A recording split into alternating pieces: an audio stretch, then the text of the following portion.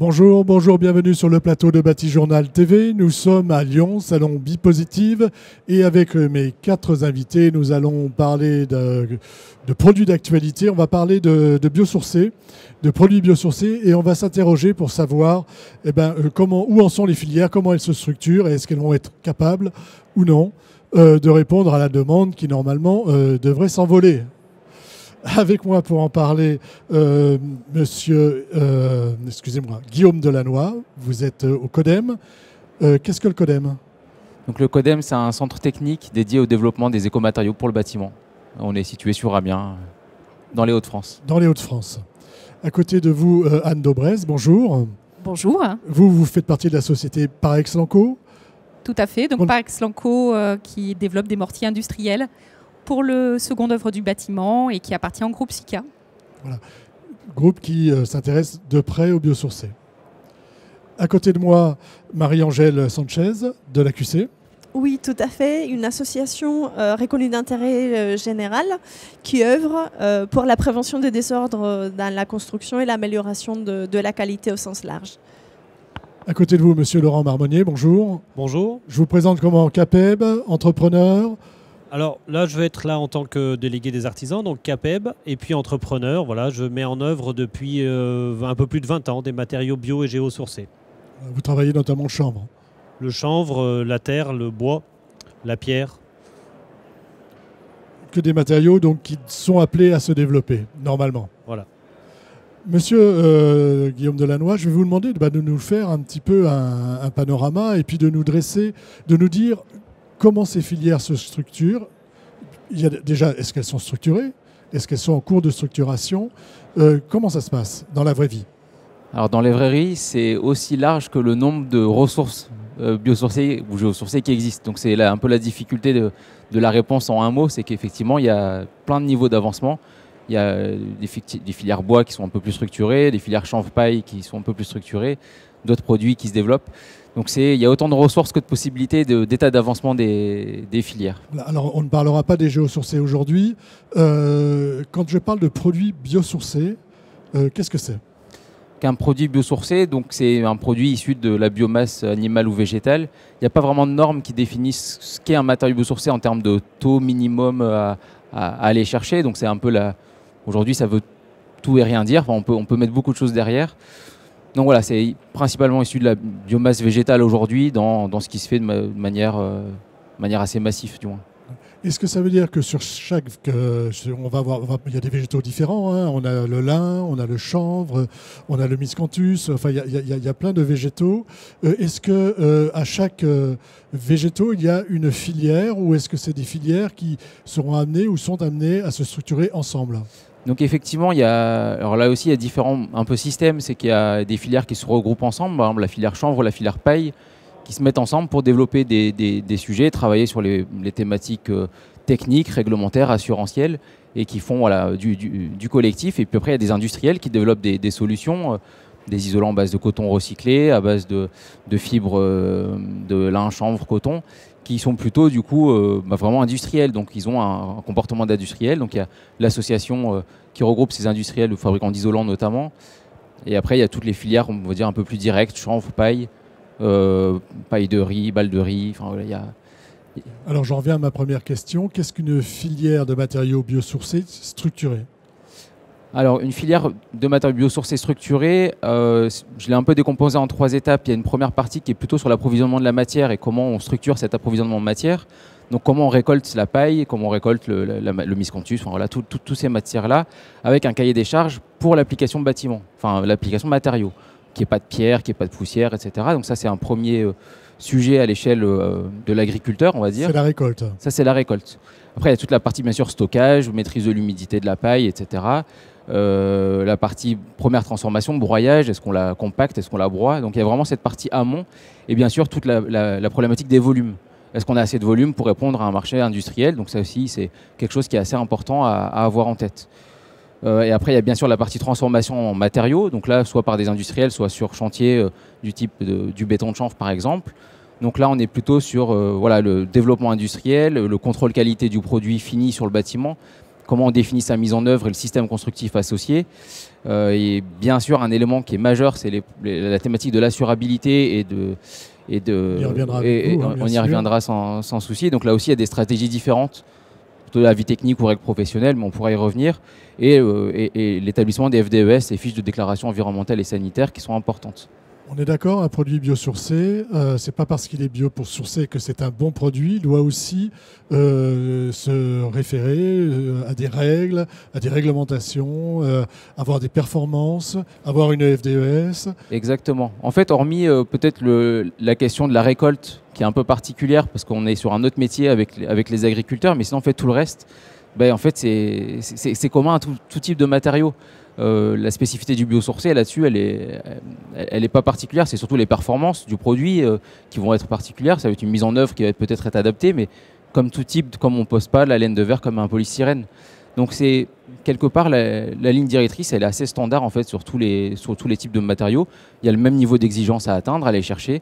Voilà, et peut-être le dernier point, ce qui est vraiment aussi important et sur lequel il y a un vrai travail à faire, c'est sur le déploiement de ces solutions après sur chantier.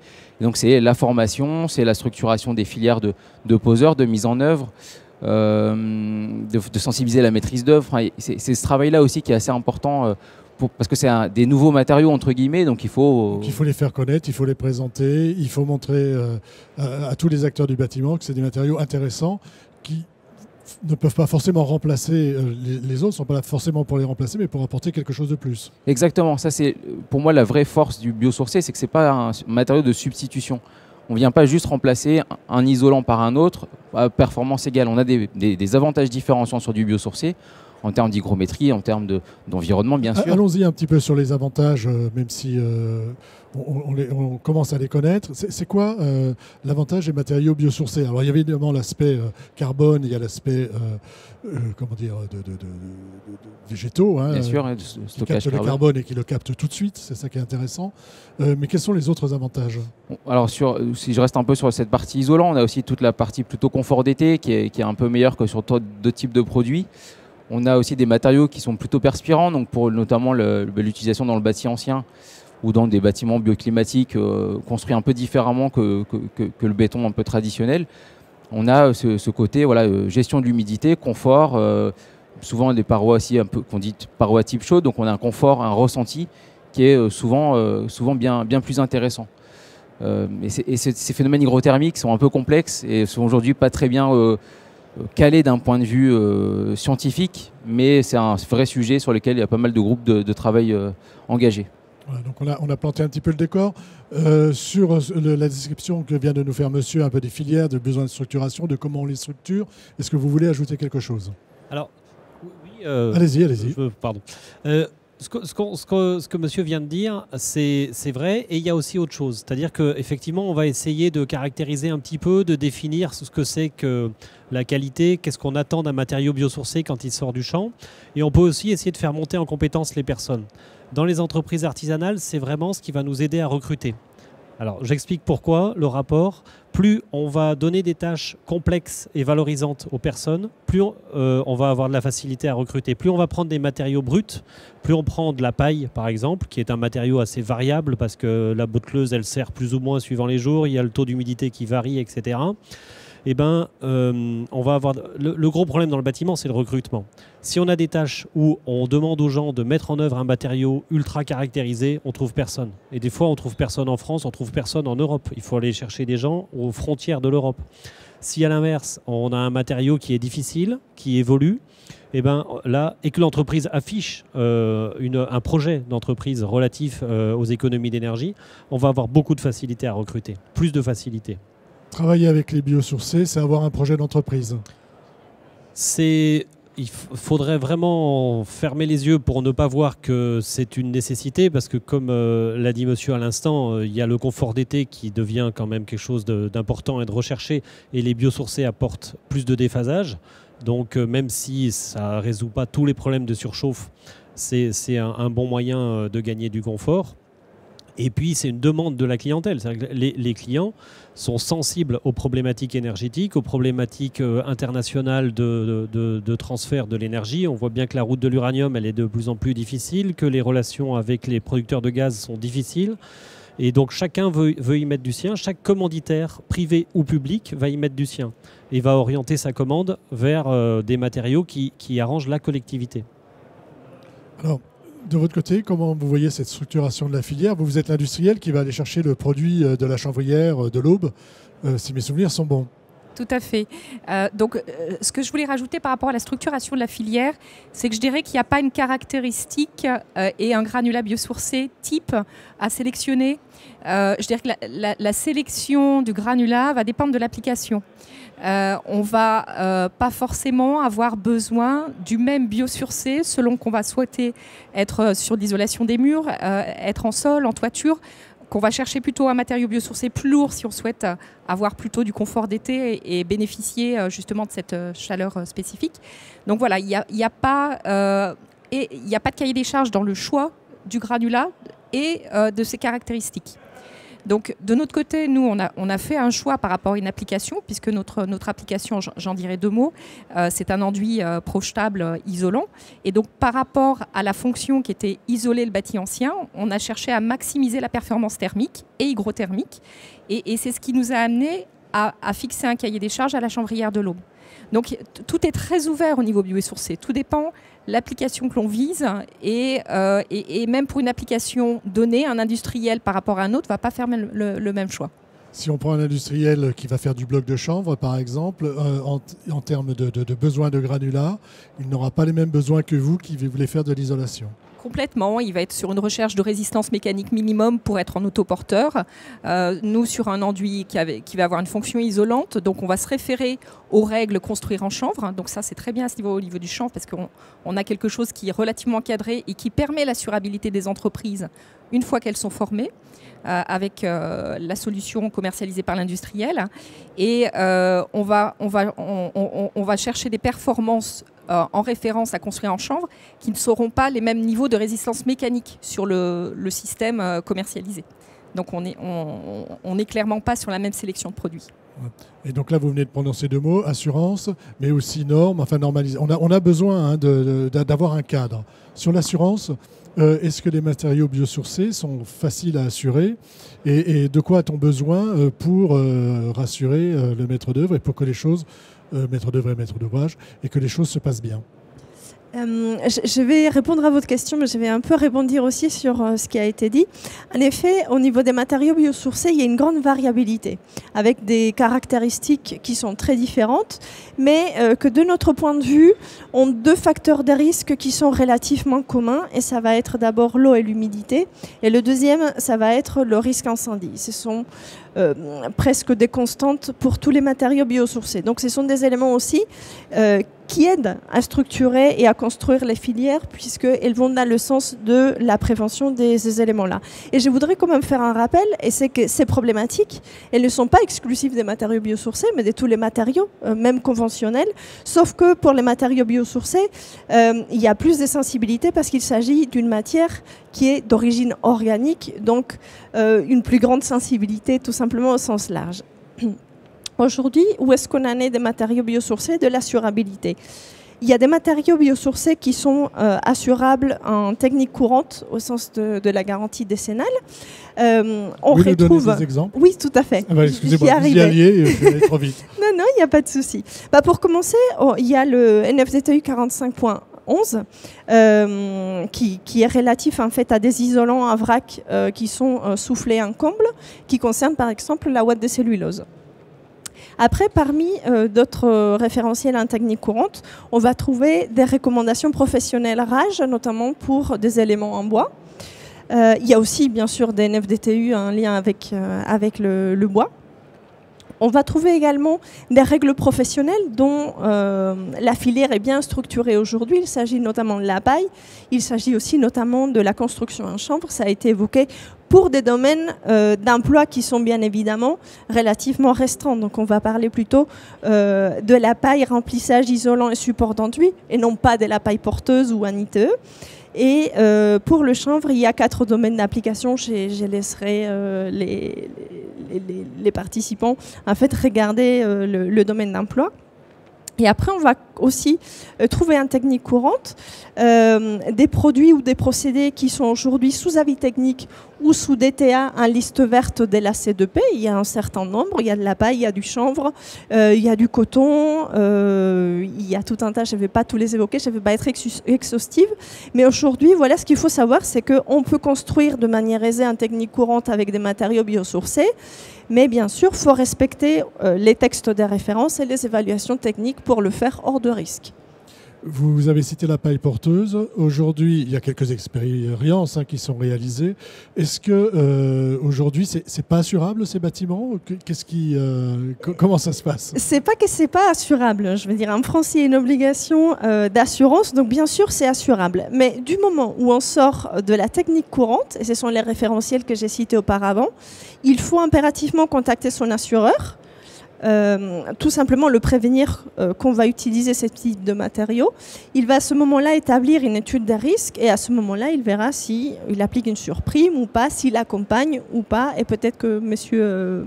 Marmonnier peut aussi donner des exemples de son expérience personnelle. Oui, alors, sur la paille porteuse, donc moi je suis un petit peu ce que fait la RFC, la paille, le réseau des constructeurs français de la paille.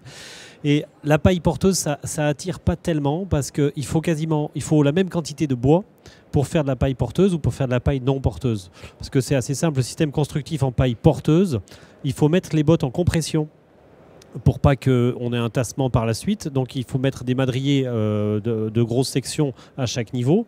Et le volume de bois investi dans le bâtiment est le même que quand on fait de la paille non porteuse. Donc il n'y a pas d'intérêt, vu que le cadre assurantiel il favorise la paille non porteuse, il y a peu d'entreprises qui se dirigent vers la paille porteuse. C'était une question. Donc ce que je comprends, c'est qu'il faut qu'on ait à la fois donc, des produits normés, qu'on ait des granulats qui vous conviennent à vous, qui conviennent à d'autres, sur d'autres applications. Il faut qu'on ait des règles professionnelles. Est-ce que ces règles professionnelles, elles doivent aller jusqu'à des DTU aujourd'hui? Est-ce qu'un jour, on aura des DTU construction paille ou des DTU construction chambre? Moi, je pense que ce serait souhaitable, en effet, et je pense que les règles professionnelles peuvent constituer l'antichambre en fait, des NFDTI. On l'a vu pour la ouate de cellulose, elle a été sous évaluation technique, d'abord avis technique, ensuite DTA, et aujourd'hui, elle est passée dans le domaine traditionnel avec le NFDTI 45.11. Donc, je pense que cette évolution, elle se fera effectivement dans le temps et notamment dans le cadre réglementaire actuel qui favorise les matériaux à faible carbone. Je pense que ce sera une évolution logique. Évolution logique, oui, on n'a pas dit qu'il y avait quand même les planètes qui étaient en train de s'aligner pour le biosourcé, sachant que les matériaux conventionnels aussi réfléchissent à limiter leur empreinte carbone, mais que la RE 2020 va tout de suite les favoriser. Est-ce que vous pouvez nous rappeler comment elle va la favoriser, la RE 2020, avec ACV dynamique? Est-ce que vous pouvez nous parler de tout ça? Oui, c'est en partie l'ACV dynamique dans le sens où on va calculer l'empreinte environnementale donc, du bâtiment sur toute sa durée de vie et donc des produits sur toute leur durée de vie et donc du bâtiment sur toute leur durée de vie. Et dans le calcul de l'ACV dynamique, on va réduire par un facteur de pondération, réduire l'empreinte environnementale dans le calcul de ce qui va être émis plutôt en fin de vie du bâtiment. Donc c'est le cas des matériaux biosourcés où on va stocker du carbone au départ, donc on va être plutôt un piège carbone, on va même être dans des valeurs négatives. Et en fin de vie, si on rebrûle la biomasse, forcément on va relarguer du CO2. Donc là, ce relargage de CO2 en fin de vie va être pondéré, donc on va avoir un bonus. Tout ne sera pas pris en compte sur l'empreinte globale du bâtiment. Et donc ça permet de prendre en compte deux éléments, le fait qu'on va stocker du carbone. Donc tout le CO2 qui n'est pas dans l'atmosphère aujourd'hui, il n'est pas dans l'atmosphère, donc ça limite le réchauffement climatique. Donc ça c'est le premier avantage. Et le second, c'est qu'effectivement, ok, on va potentiellement le relarguer dans 50 ans, mais c'est potentiel parce qu'aujourd'hui on n'a pas forcément tous les scénarios de fin de vie qui sont bien identifiés, de recyclage, de réemploi, de retransformation. Mais d'ici 50 ans, on peut quand même espérer que les filières, notamment avec la REP qui va se mettre en place dans les prochains mois, on va travailler sur les scénarios de fin de vie et donc on va éviter de rebrûler cette matière, on va plutôt essayer de la retransformer pour continuer à garder ce stockage et reprolonger le stockage carbone encore de 10, 20, 50 ans. Donc c'est un peu ça qui est derrière la CV dynamique, c'est d'essayer de bien prendre en compte que on a un vrai avantage à stocker du CO2 dans des matériaux, dans des bâtiments, et pas le laisser dans l'atmosphère. Alors, j'en reviens à notre structuration de filière. Vous, entreprise, vous, industriel, est-ce que les filières aujourd'hui, selon vous, sont suffisamment structurées? Et si non, qu'est-ce qu'il faudrait qu'elles fassent pour se structurer? Alors au niveau de la structuration du côté du chanvre, on a une filière qui est très structurée, hein, très organisée, avec des règles constructives, avec des labels au niveau du chanvre. En ce qui concerne les autres biosourcés, c'est encore balbutiant. Enfin, ça dépend des biosourcés. Mais en tout cas, il y a un gros travail à faire. Et je voulais simplement citer qu'actuellement, il y a un projet qui a été financé par l'ADEME qui vise à mettre au point des normes sur les granulats biosourcés pour être en capacité, dans le futur, de pouvoir faire évoluer vers des règles constructives qui intègrent d'autres granulats. Aujourd'hui, sur le chanvre, c'est un matériau qui est très intéressant, mais la demande est croissante. On commence à avoir des tensions. À un moment donné, avec l'engouement et cette nécessité de réduire notre empreinte carbone au niveau de la RE 2020, on ne sera pas en capacité en France de produire, de fournir si on n'accompagne pas le développement des autres filières. Sur ce plan ? Oui, en fait, il faut un peu distinguer en termes de maturité des matières qui sont déjà pré-transformées. Le bois, il y a les scieries, donc on peut récupérer des coproduits. Le lin et le chanvre, il y a une unité de transformation pour retirer les fibres d'un côté, les graines, et puis le reste de la paille.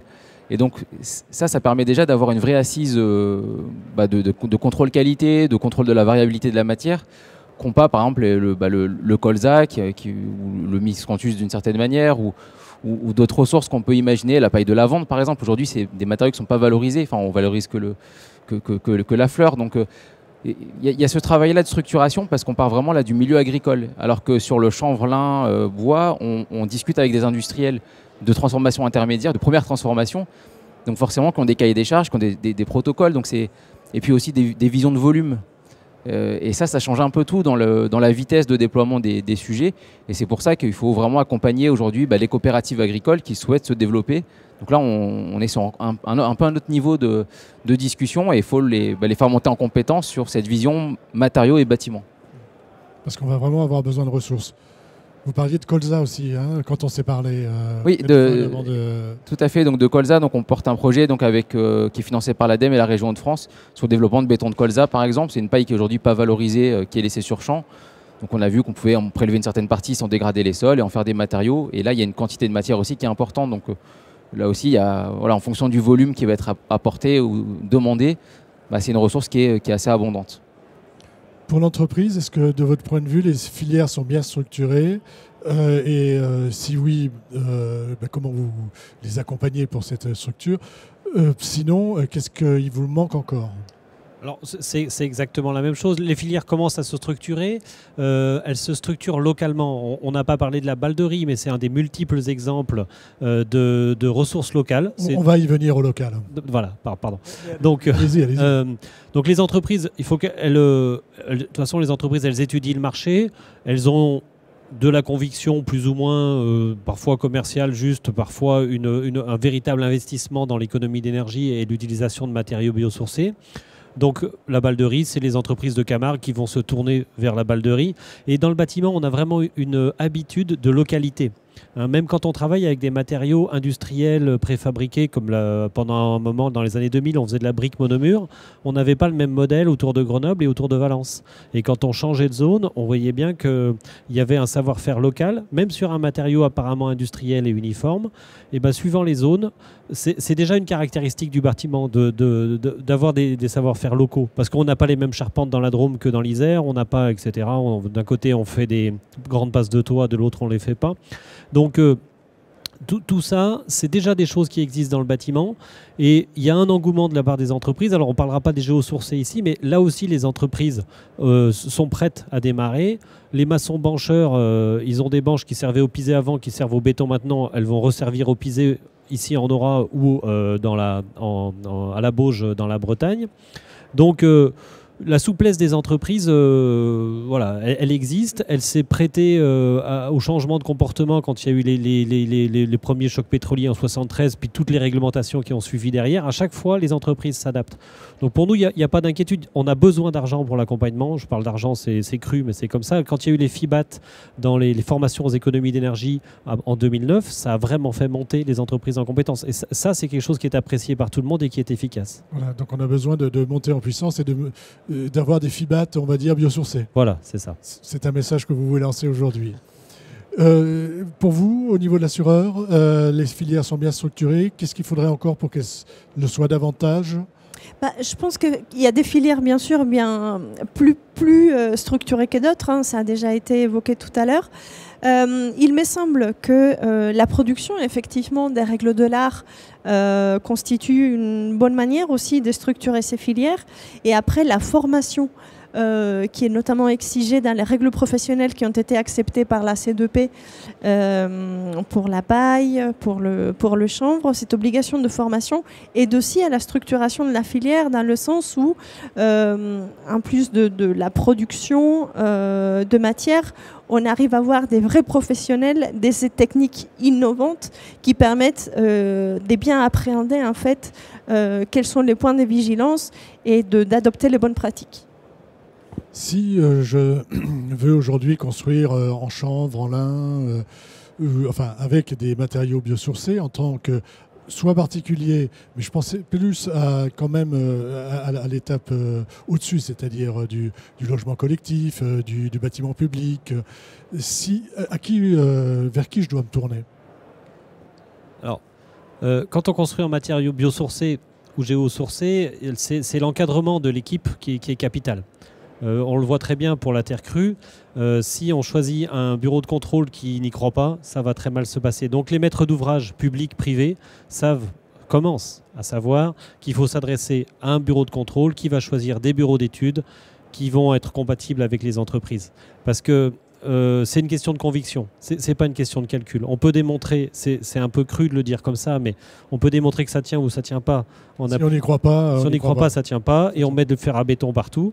Sinon, on se débrouille pour démontrer que ça tient. D'accord. Vous avez un peu abordé le sujet, je vais revenir au local. Biosourcé, c'est forcément local ? Alors, oui, c'est pas forcément local. Après, chaque territoire veut développer ou chaque maître d'ouvrage veut utiliser le matériau qui est à 10 km autour du bâtiment, ce qui a du sens. Mais c'est vrai qu'avec toute la structuration des filières qu'on a évoquées en termes de mise en place de contrôle qualité, de voir avec l'agriculteur pour prendre donner l'assurabilité, faire les essais, etc., convaincre les bureaux de contrôle, former les gens, de faire de l'ultra local avec plein de ressources différentes. C'est un travail qui est titanesque et qui, du coup, il faut vraiment essayer de trouver la balance économique entre développer une filière qui a de l'emplacement et qui peut rayonner aux alentours et des choses en ultra local qui vont desservir 4 bâtiments. Enfin, faire un avis technique pour 4 bâtiments, enfin, je caricature un peu, mais 4 bâtiments, ça n'a pas de sens. Donc c'est là où il y a une vraie réflexion à avoir sur le modèle économique de la structuration de ces filières et jusqu'où on va sur ce qu'on appelle local. Est-ce que finalement, dans un monde ouvert comme le nôtre, où il y a des panneaux qui viennent d'Ukraine ou de Russie, préfabriqués, c'est une réalité aujourd'hui, qui viennent en France, fabriqués en Russie, montés en Russie et déposés en France. Est-ce que du coup l'échelle française, c'est pas déjà un peu local ?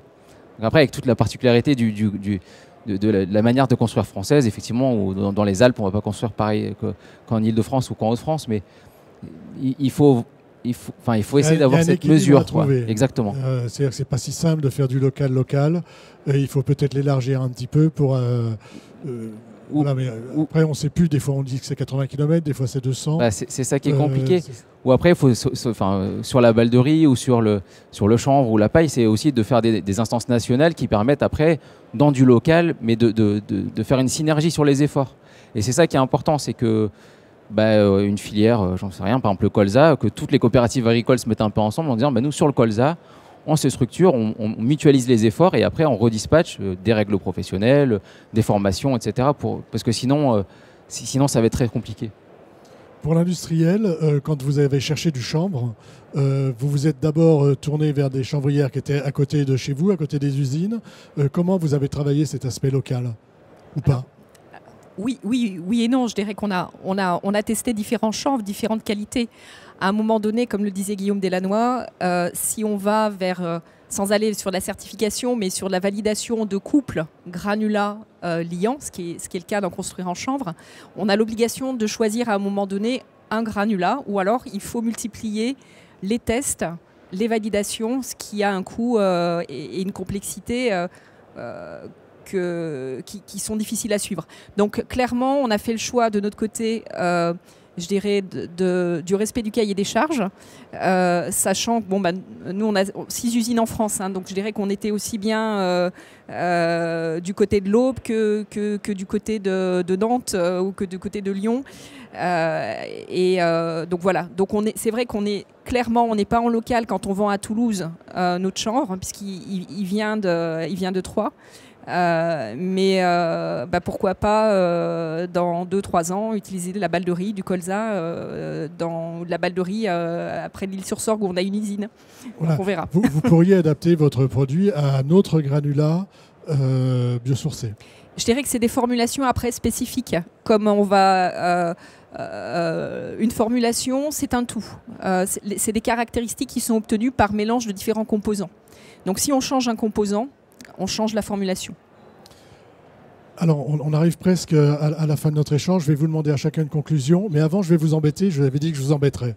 Il se trouve que je vis dans une plaine... sur un plateau, dans un plateau champenois, où on a comme dans l'Aube, hein, des champs à perte de vue, où on a des champs de blé, des champs de betteraves, et on n'a pas beaucoup de biodiversité. On parle beaucoup de biodiversité aujourd'hui dans le bâtiment, c'est-à-dire qu'on veut ramener de la biodiversité en ville et ailleurs. Clairement, est-ce que vous avez une action auprès des agriculteurs? Est-ce que vous voulez aller plus loin parce que c'est ce que je vous ai dit, hein. Moi, remplacer un champ de chanvre par un champ de betterave sans haies et sur des dizaines d'hectares, pour l'habitant que je suis de la plaine champenoise, ça n'a pas beaucoup d'intérêt. On ne ramène pas beaucoup de biodiversité et ce n'est pas très beau.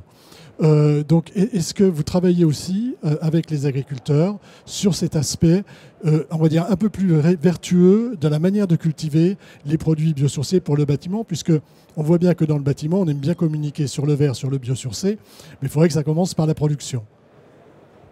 Allez-y. Alors, c'est pas tout à fait notre métier, la partie agronomique. Donc, je ne veux pas répondre totalement. Non, mais quel est votre poids pour leur dire essayez de faire mieux? Aujourd'hui, alors en fait, ça dépend un peu justement des filières avec qui on peut discuter. Dans le sens où, au départ, on parle d'une matière qui est plantée par un agriculteur pour une application donnée. Le colza, c'est pour la graine, c'est pour l'huile. Le chanvre, c'est un peu particulier, mais le lin, c'est pour la fibre, par exemple. Donc, pour l'agriculteur, l'idée, c'est d'avoir un revenu et bien sûr de s'intégrer, je pense, de plus en plus dans un modèle vertueux. Et on voit qu'il y a quand même pas mal de haies qui réapparaissent. Dans certains endroits, peut-être plus que d'autres. Mais en Champagne. Mais voilà, il y a quand même ce sujet qui quand même revient. Donc après, est-ce que c'est Ce que je veux dire par là, en fait, et puis je ne vous embêterai plus avec ça, mais c'est quand on voit bien que la communication dans le bâtiment aujourd'hui part sur les produits biosourcés, sur la biodiversité, sur des choses comme ça. Est-ce que développer de nouvelles filières biosourcées, ce ne serait pas l'occasion aussi d'être un peu plus vertueux dans les cultures? Et peut-être que vous, industriels, ou vous, personnes qui structurez les filières, vous n'auriez pas un rôle à jouer là-dedans? On pourrait très bien sensibiliser. En fait, c'est vrai qu'aujourd'hui, on utilise souvent des coproduits.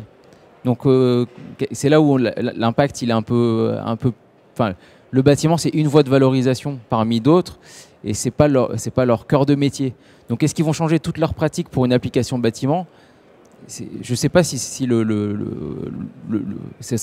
pas ça qui va le driver totalement. Non, bien sûr, mais est-ce que on peut les vous avez un sensibiliser. poids? La question, c'est est-ce que vous les sensibilisez là-dessus? Ça pourrait l'être. Après, nous, on parle souvent avec des coopératives plutôt que des agriculteurs en direct, mais on a des contacts là aujourd'hui on développe des essais avec un agriculteur qui a une vision effectivement de protéger l'environnement et de pas justement faire du touchant ou de faire du matériau. Donc il s'embête avec ça. Donc effectivement, il y a des gens qui veulent rester dans ce modèle vertueux de protection de la diversité, de la gestion de l'eau. De la ressource en eau, et qui veulent valoriser des produits qui permettent de rester dans ce modèle vertueux. Donc après, c'est une question d'échelle. Chaque agriculteur va pouvoir avoir cette démarche ou pas. Et après, ça va se jouer au niveau des coopératives et des industriels derrière de forcer la main. Ou pas d'ailleurs, mais... Pas des agriculteurs, voilà. On laisse ce sujet et on revient en conclusion à notre sujet, la structuration des filières pour répondre à la demande. Vous finirez, vous avez commencé, on va commencer par vous. Qu'est-ce qu'il faut de plus par rapport à tout ce qu'on vient de dire? Ou peut-être qu'on est bien. Je pense que ce qui est très important, c'est d'une part d'avoir un cadre normatif qui permet l'assurabilité des entreprises. Donc ça, c'est super important. Ça se fait, ça met du temps. Je pense qu'en France, on a la chance qu'au niveau académique, les travaux se font depuis plus de 20 ans sur le biosourcé. Donc on a une bonne connaissance, on sait comment gérer la durabilité. L'AQC également nous accompagne pour bien relever les points de vigilance et pour éviter les pathologies sur chantier. On en a très peu, je pense. Et puis bon, avec des entreprises bien formées, je pense je sais qu'on va aller vers de plus en plus de biosourcés dans la construction. À vous. Alors, oui, donc la conclusion, c'est toujours difficile. On va faire juste un petit focus sur la fin de vie. Monsieur en a parlé tout à l'heure. Ce qui est intéressant, évidemment, aujourd'hui, on parle énormément de la gestion des déchets. Et gérer, quand on démonte du polyuréthane et du PVC, c'est très compliqué de le revaloriser, même si les filières s'organisent, ça reste difficile. L'utilisation des biosourcés dans le bâtiment, c'est l'utilisation de molécules simples, de matériaux naturels connus, de la terre paille, du bois, de la fibre de bois, etc. Ça facilite cette gestion qui est à la charge de l'Europe, alors que jusqu'à 2017, elle était plutôt à la charge de la Chine, qui a décidé de nous renvoyer la responsabilité. Donc voilà, puis ça nous permet, comme je l'ai dit tout à l'heure, aussi d'avoir des gens intéressés qui viennent dans le bâtiment, ce qui met fin à la pénurie de main-d'œuvre qui rend vraiment l'activité difficile. Oui, on a envie, les gens ont envie de travailler avec ces matériaux, c'est valorisant en fait, tout simplement. C'est très valorisant et on débauche des diplômés. Dans l'Isère, on a un centre de formation à l'éco-construction qui s'appelle Aplomb Ecomat. On a des promos de 12 personnes chaque année. Il y a à chaque fois la moitié d'ingénieurs qu'on a débauchés de la recherche qui viennent chez nous pour mettre des matériaux en œuvre bio et géosourcés. Et maintenant, on a une douzaine d'années de recul. On voit que ces gens restent dans le bâtiment. Donc, c'est dire si ça les attire. D'accord. Très bon moyen de redonner envie d'aller dans le bâtiment. À vous, sur l'assurance, mais aussi peut-être sur autre chose. Ces filières, où est-ce qu'on va plus loin?